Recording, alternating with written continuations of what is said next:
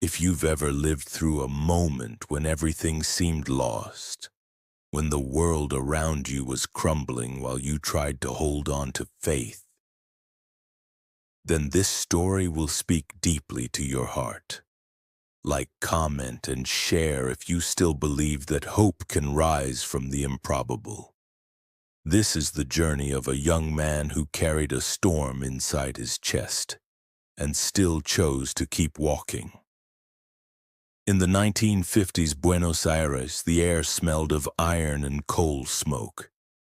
The cobblestone streets, the voices of factory workers, the ringing of the trams slicing through the late afternoon. Everything pulsed with an intense, almost suffocating urban rhythm. It was a time of political unrest, of strikes, of murmurs in alleyways and whispered confessions behind church walls. A nation split between fervent Catholic heritage and rising modernity. Within this dense and contradictory setting lived a boy with alert eyes and a restless soul. Jorge Mario Bergoglio. The son of Italian immigrants, Jorge grew up in a humble home in the Flores neighborhood, surrounded by old books, rusted crucifixes, and voices heavy with European accents. His mother, Regina, was a deeply Catholic woman whose faith expressed itself through silence and service. His father, Mario, a proud railway worker, believed more in the sweat of labor than in promises from heaven. There was love in that house, but it was an austere love, rigid, shaped by fear of loss and the memory of a Europe ravaged by war. From a young age, Jorge displayed a rare kind of sensitivity, quiet yet observant.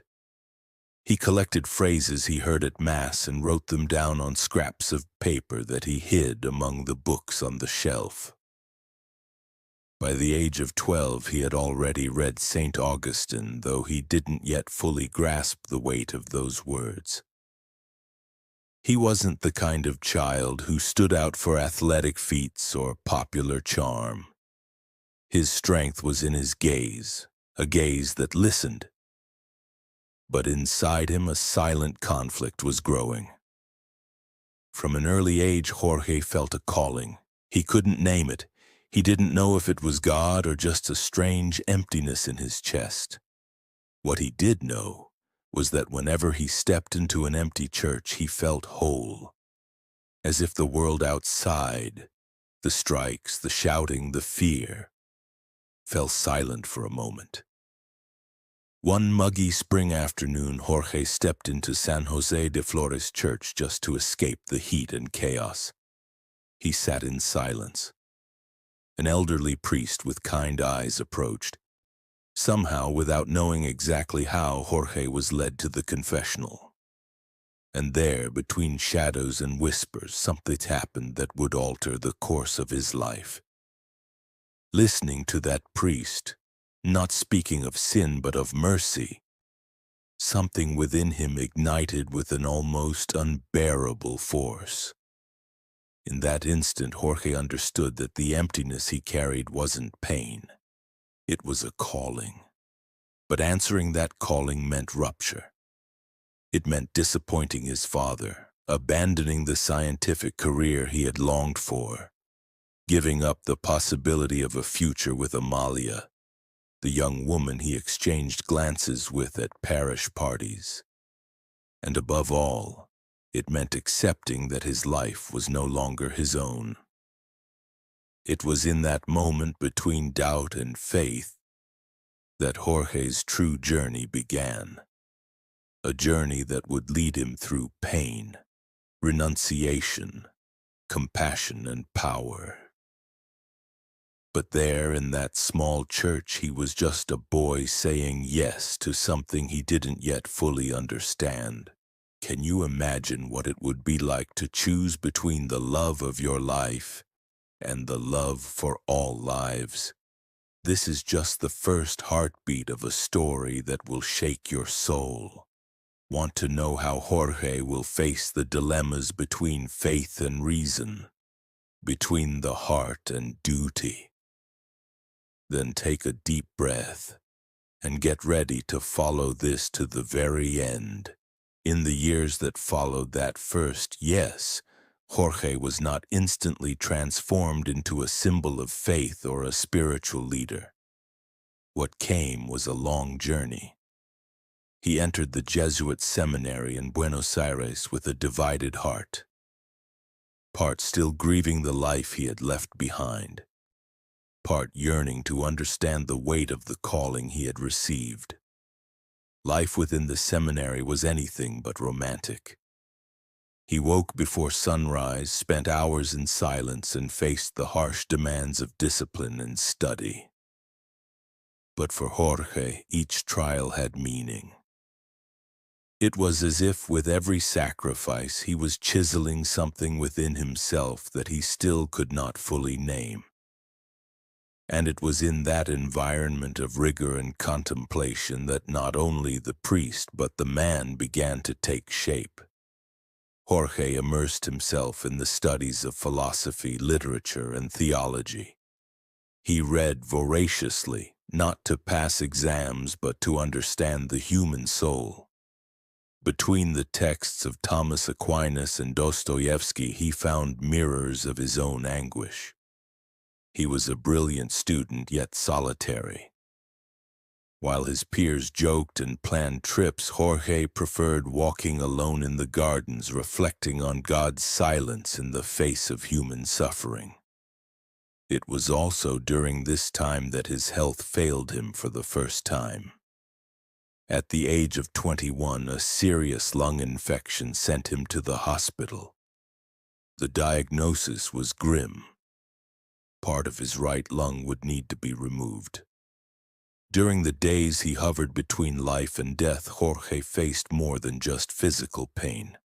For the first time, he confronted the real fear of dying, and with it the fragility of faith. In his prayers, he did not ask for healing. He asked for understanding. "If I am to continue," he murmured in silence, "show me how." The recovery was slow but marked by a new kind of strength. When he returned to the seminary, Jorge was no longer the same. There was a melancholic maturity in him, a firmer gaze yet more compassionate. He understood that serving God was not about avoiding pain, but about walking through it with dignity. He began to stand out not just for his intellect, but for a rare gift. He listened to others' pain as if it were his own. When a classmate considered dropping out, it was Jorge who stayed up with him through the night, listening to his fears. When a professor fell into disgrace, it was Jorge who calmly yet firmly defended him. He was becoming, without realizing it, a stabilizing force for those around him. But that sensitivity also made him a target for criticism. Some superiors found his introspective and questioning nature too bold. The Jesuit order valued obedience, and although Jorge was disciplined, he was not submissive. He questioned old rules, proposed more human approaches, and showed growing discomfort with a hierarchy that, in his view, stifled the spirit of service. The tension escalated when Jorge, now a newly ordained priest, was sent to teach at a Jesuit school. There he faced the harsh reality of a country drowning in social inequality. He saw abandoned children, desperate mothers, and young people falling into crime for lack of opportunity.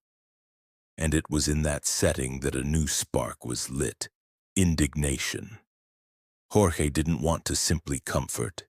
He wanted to transform. He began to involve himself with poor communities, bringing food, listening to stories, crying with mothers. He brought God's word, yes, but also heard the words of men. He understood that faith could no longer be only contemplative. It needed to be embodied. He lived the gospel in the alleyways, among the forgotten, among those with no face in society. It was there that the seed of a new Jorge was born. a man beginning to realize that his vocation was not just to follow the clerical path, but to rebuild bridges between the church and the people. Yet this new impulse also brought new threats. Some senior priests saw him as subversive. Others believed his closeness to the poor was unnecessary. But Jorge did not retreat. When asked why he did what he did, he answered simply, "Because Christ would." And it's at this point that his journey finds a new turning point. Not a grand achievement, not a promotion, but a quiet choice, and yet a powerful one. Jorge decided to live his faith as a political act, not of party, but of position in the face of human suffering. A choice that would begin to unsettle the powerful, but also awaken hope in thousands of silent souls. Stay with us until the end, because in the next moments you will see how a young priest, who nearly died before even beginning his mission, transformed into a quiet force of resistance and love during one of the darkest periods in Latin American history. What's coming next will surprise you. In the 1970s, Argentina plunged into an abyss. The country oscillated between military governments and civil unrest, and the streets of Buenos Aires became a stage for growing tensions. Armed groups, political persecution, forced disappearances. The shadow of military repression engulfed the nation. It was in this atmosphere that Jorge Mario Bergoglio, by then a respected priest, was appointed provincial of the Jesuits in Argentina. He was only 36. Young for such a high position, yet he already carried on his shoulders the marks of pain, faith, and silent resistance. His appointment wasn't a reward. It was a test of fate. As leader of the Jesuit order in the country, Jorge would face one of the most challenging chapters of his life. He wasn't a revolutionary with weapons, but his radical choice to walk alongside the poor and the persecuted placed him under surveillance. The military dictatorship viewed any voice that sounded critical, even if dressed in a cassock, with suspicion. And Jorge, with his direct style, his compassion for the marginalized, and his insistence on protecting lives, became a troubling figure. He didn't raise banners or shout slogans, but he offered shelter to the persecuted. He advised young activists. And most of all, he refused to turn a blind eye. One of the most controversial decisions of his leadership came when two Jesuit priests, Orlando Yorio and Francisco Jalich, chose to continue working in a poor neighborhood, despite orders to leave for their safety. Concerned, Jorge formally withdrew the order's support from the two in a desperate attempt to protect them without exposing them outright. But the strategy failed.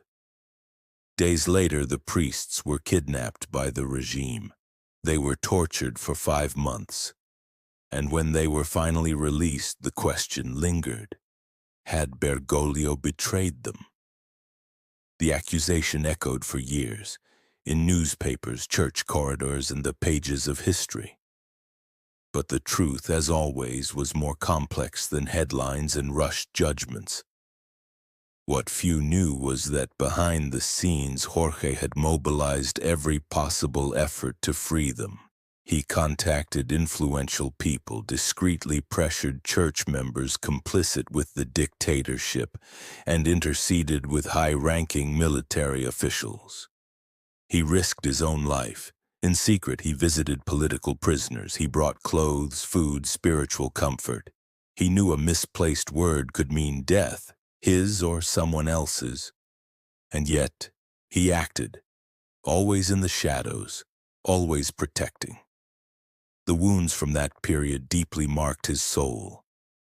Jorge became increasingly introspective, but never indifferent.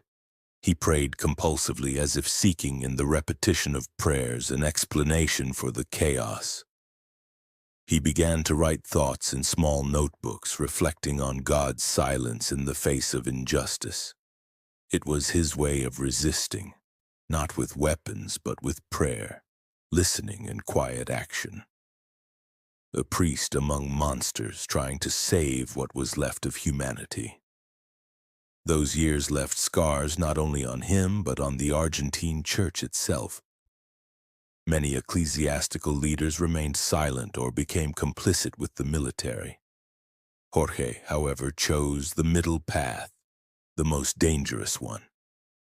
Neither compliant nor provocative, just faithful. Faithful to the gospel, to the people, to his conscience. And that fidelity, little by little, began to be noticed beyond Argentina's borders. At the end of the dictatorship, with the return of democracy, Jorge didn't seek applause.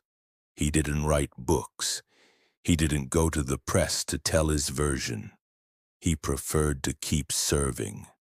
He became the confessor of prisoners and repentant agents. He heard confessions that would weigh heavily on any ordinary heart. And still he offered forgiveness. He was appointed auxiliary bishop of Buenos Aires, then archbishop. But his routine didn't change. He took the bus, visited poor neighborhoods, washed the feet of the sick in hospitals. He never lived in the bishop's palace. He preferred a small apartment, where he cooked his own meals and slept on a simple mattress. That detachment unsettled the circles of power. Why did the most powerful man in the Argentine church live like a poor man? Why did he refuse gala dinners, interviews, political alliances? The answer was as simple as it was devastating. Because he believed. He believed in a real Christ, human, present in alleyways, in the tears of mothers, in the wounded bodies of history. Jorge didn't use faith as a shield. He used it as a lighthouse. And that's exactly what makes his journey so extraordinary. A man who passed through the darkness of dictatorship without becoming corrupted. Who faced accusations without responding with hatred. Who always chose the path of active silence. The one that doesn't show off, but transforms. Now, with the world watching him with new eyes, the future began to draw something unthinkable. The possibility that a Latin American cardinal born in the alleys of Buenos Aires could rise to the highest throne in the Catholic Church. In the next few minutes, you'll understand why this man, shaped by pain and faith, would become the most surprising pope of our time. And how one unexpected phone call would change everything forever. Don't go anywhere. In March 2013, the world watched the skies over Rome with bated breath, awaiting the signal that would define the future of over 1 billion faithful. At last, white smoke rose from the chimney of the Sistine Chapel, and the crowd in St. Peter's Square erupted in anticipation. A new pope had been chosen. But inside the chapel, minutes earlier, silence still hovered over the cardinals. When the name Jorge Mario Bergoglio was finally pronounced as the one chosen to lead the Catholic Church, there was a mix of surprise and reverence. He himself hesitated for a moment. He knew the weight of the mission. He also knew that the story did not begin there. It was the peak of a journey forged in fire, silence, and faith. When asked if he accepted the election, he replied with a firm voice, "I am a sinner, but I accept." One detail escaped few. He chose the name Francis in honor of Saint Francis of Assisi, the saint of poverty, peace, and the forgotten. No other pope had ever chosen that name, and it wasn't a formality. It was a manifesto, a cry that would echo through the halls of the Vatican and the alleyways of the world. The Church could no longer live in luxury while millions died in misery. The new Pope wore white, but his soul still carried the dust of the Argentine slums. As the crowd waited for his first speech, Francis refused the ermine cape, the golden cross, the elevated throne.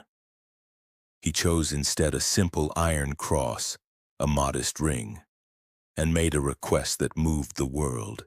Before the bishop blesses the people, I ask that you pray for me.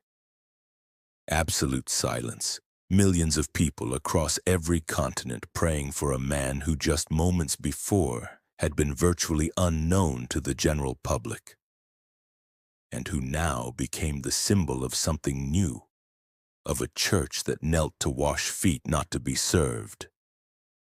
The change began immediately. The next day he rejected the official car and rode a minibus with the cardinals. He declined to live in the luxurious papal apartments and moved into the Casa Santa Marta, a modest residence within the Vatican. He cooked, walked the halls without security, picked up the phone and personally called believers from around the world. Yes, the Pope made phone calls. He answered letters from children. He comforted grieving mothers. He even called his old newspaper vendor in Argentina to apologize for no longer being able to keep his subscription. These actions weren't mere gestures, they were declarations of war against pomp and institutional rigidity. Many within the Vatican viewed this new style with suspicion. Some called him populist, naive, even dangerous. But Francis was not intimidated. He was clear on what needed to be done. And he knew that to change centuries of tradition, he needed to be more than a leader. He had to be a living example of a gospel revolution. His first major trip as Pope was revealing. Instead of visiting great cathedrals or diplomatic events, he chose Lampedusa, a small Italian island, a gateway for African migrants. There, among the wreckage of sunken boats and unidentified bodies, he built a simple altar from the wood of the destroyed vessels. He prayed for the souls lost at sea. He asked forgiveness on behalf of humanity for becoming numb to the pain of migrants. It was one of the most impactful speeches of his papacy. He didn't read a script. He spoke from the heart. His words cut like a blade.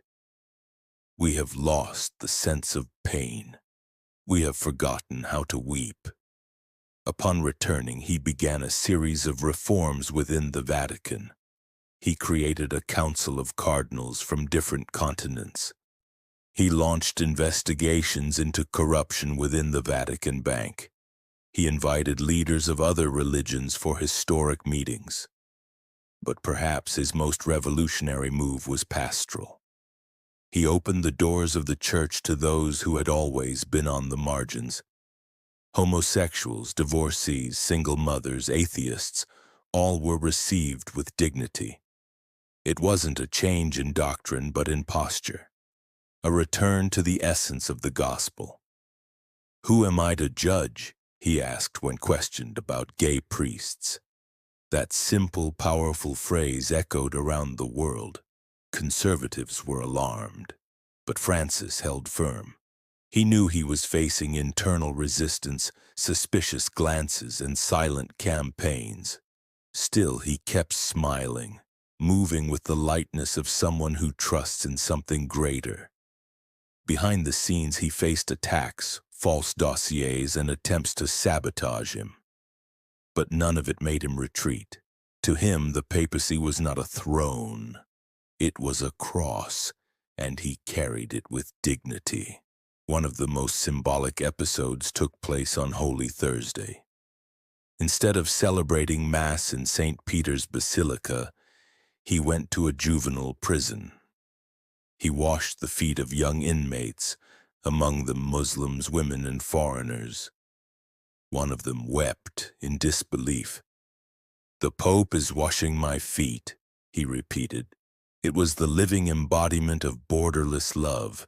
Francis didn't need to say much. His gesture spoke louder than any encyclical. The world began to see him as a moral leader, not just a religious one. Presidents, activists, atheists, believers, all seemed to find in him a point of hope. A pope who didn't speak from above but from the ground, who pointed toward heaven but walked beside you.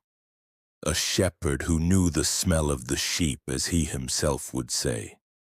If you've found this story powerful so far, just wait to see what's coming next. Because in the next few moments you'll uncover the deepest secrets of his greatest battle, facing head-on the wolves within the very heart of the church. A silent struggle, dangerous but absolutely necessary. Stay with me until the end, because what comes next changes everything. In the silent corridors of the Vatican, where ancient tapestries conceal more than they decorate, Pope Francis began to realize that his presence was unsettling. Not merely because of what he said, but because of what he represented. Behind the marble columns and gold-trimmed hallways there existed another church, one that never appeared on camera but shaped decisions, moved fortunes, and silenced truths. It was what he himself would come to call the lobby of spiritual corruption, and that underground structure was beginning to stir against him. It started with small signs, documents vanishing from his desk, direct orders being ignored, close advisors suddenly changing tone as if guided by something or someone greater. Francis was not naive. Since his time in Buenos Aires, he had learned to recognize power games, but inside the Vatican, this game was lethal. The Roman Curia, with its autonomous departments and lifelong appointments, resisted reform with fierce determination. There were deep interests in keeping everything as it was, and every gesture by Francis, a budget cut, an audit, an external appointment, was read as a threat. Tension reached a new height when he began addressing sexual abuse scandals. Francis knew that apologies were not enough. Action was required. But by targeting untouchable bishops and cardinals, he shattered the pact of silence that had protected decades of impunity. When he removed Theodore McCarrick, a powerful American cardinal accused of grave crimes, he faced the first coordinated backlash. Anonymous letters began to circulate. False accusations were planted. One alleged the Pope had known of the abuses and done nothing. It was a clear attempt at moral assassination. But he didn't back down. On the contrary, he called the first global summit of church leaders to address the abuse crisis exclusively. He looked dozens of cardinals in the eye and said, "No more cover-ups. The time of shame is over." Meanwhile, in the Vatican Bank, his enemies moved more discreetly. For decades, that institution functioned as a state within a state. Secret accounts, untraceable transfers, operations benefiting elite religious and political circles. Francis knew that to change the church, he had to start with its finances. He created the Secretariat for the Economy and brought in external auditors. The first findings were staggering. Luxurious real estate purchased with donation funds, multi-million-dollar contracts with shell companies, foundations created solely to launder money. When he tried to prosecute those responsible, he encountered legal barriers. Many of those involved were protected by diplomatic privileges or the Vatican's own judicial structure. Still, he pressed on. He appointed Cardinal George Pell, a strict and incorruptible Australian, to lead the economic reforms. But soon after, Pell was accused of crimes in his home country, accusations that were later proven unfounded, and resulted in his acquittal. For many, it was a calculated retaliation. Francis then realized that documents and decrees were not enough. This was a war of narratives, and the wolves knew exactly how to howl. In that context came one of the darkest episodes, the Vigano dossier. A former apostolic nuncio, Carlo Maria Vigano, published an open letter calling for the Pope's resignation, accusing him of covering up abusers and surrounding himself with heretics. The letter was released in dozens of languages, with timing meticulously coordinated with conservative media outlets. It was the most frontal attack a pope had faced in modern times. And in a surprising move, Francis chose silence. He didn't respond. He didn't retaliate. He simply said, "Read the document for yourselves. Judge with maturity." It was a calculated move. By refusing to play the scandal game, he disarmed his opponents. And gradually the truth emerged. Vigano had omitted crucial information, and many of his allies were entangled in old networks of clerical protection. But the attacks didn't come only from within the church. Francis became a target of ultra-conservative political factions, especially in the United States. His firm stance against rampant capitalism, his support for migrants, his environmental advocacy, all of it angered powerful lobbies. When he published the encyclical Laudato Si', calling on the world to care for the planet and denouncing the consequences of environmental indifference, he was attacked by political leaders, commentators, and even religious figures who accused him of disguised communism. Yet Francis did not retreat. He knew his mission extended beyond the Vatican walls. "I am not a politician. I am a pastor. But if caring for creation and defending the poor is politics, then yes, I am political," he declared in a historic interview. Internal resistance, however, persisted. Confidential information began leaking systematically to the press.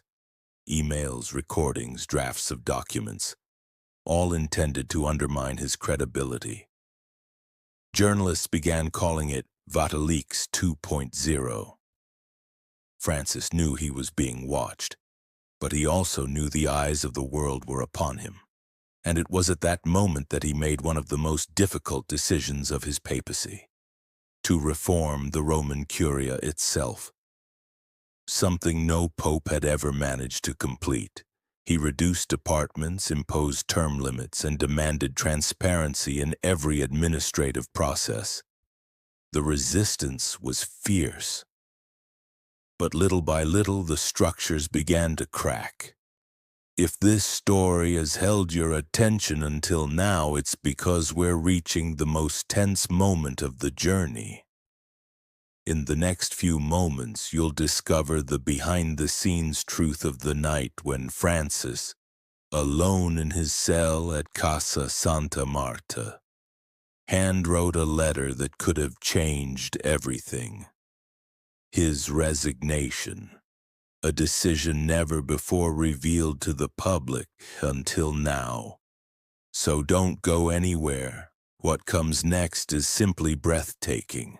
The sun was breaking over the skies of Rome as Francis, dressed in the white cassock that had become a symbol of humility and resistance, slowly walked through the marble corridors of the Vatican toward St. Peter's Square. It was a Sunday morning, and thousands of faithful waited in silence. Not for a routine blessing, but for what had been announced as an extraordinary message. The crowd filled every inch of the square, unaware that they were about to witness not just a speech, but the closing of an era. Francis, with eyes marked by time and the weight of invisible battles, stepped onto the balcony and looked long and deeply at the people. He held no papers, only a truth that needed to be spoken from the heart. "My brothers and sisters," he began, his voice firm yet moved, "I know many expected me to give up. I know many built castles of intrigue, hoping I'd be buried beneath them. But I've learned that the cross we carry with love never weighs more than what we can bear." Silence spread over the crowd like a mantle. It was as if each word found a wounded soul to touch. "This church is not mine, nor of those who would use it as a throne. It belongs to Christ, and Christ walked among the poor, the sinners, the forgotten. It is with them that I will remain until the end." Instead of a resignation, what Francis delivered that day was something far more radical. A call. He urged bishops, priests, and the faithful to step down from the pulpits and go into the streets. He announced the creation of a new international commission made up of lay people, women, victims, and experts, with full authority to oversee the church's internal institutions. He officially opened the secret archives of the scandals. And then something even more unexpected. He reformed the conclave. The selection of the next pope will not be a pact among the powerful, but a call from the people of God. The voice of the base will be heard. For the first time, the Spirit will blow not only through the sacristy, but through the squares as well. The reaction was immediate. Part of the Curia rose in protest, claiming the Pope was overstepping doctrinal limits. But public opinion, peripheral communities, and even leaders of other religions stood by him. The Vatican, for centuries a symbol of distance, became under his feet sacred ground of transparency. Francis had not defeated all his enemies, but he had disarmed them. With truth, with light, with acts that could no longer be ignored or hidden. In the months that followed, a global transformation unfolded. Churches once empty began welcoming faithful again. Young people who had felt unrepresented found new meaning. Victims groups were compensated, heard, and, more importantly, embraced. Corrupt priests were expelled with the same firmness used to protect the innocent. The church had not become perfect, but it had become human again. With exposed wounds, but at last, healing. Francis aged before the eyes of the world. And when, years later, he passed peacefully in his bed, surrounded by friends and letters from children across the globe, he left behind a legacy that could not be contained in books. His papacy was not defined by dogma, but by compassion. Not by decrees, but by gestures. Not by fear, but by courageous love. And among so many achievements, one truth echoed louder than all the rest. He was the Pope who refused to run. And because of that, he transformed the Church forever. If this story touched you in any way, leave a comment below sharing what moved you most. Like, share, and help spread this message to someone who needs to remember that even when surrounded by shadows, it's still possible to be light. Because sometimes resistance is not just an act of faith, and it is an act of collective redemption.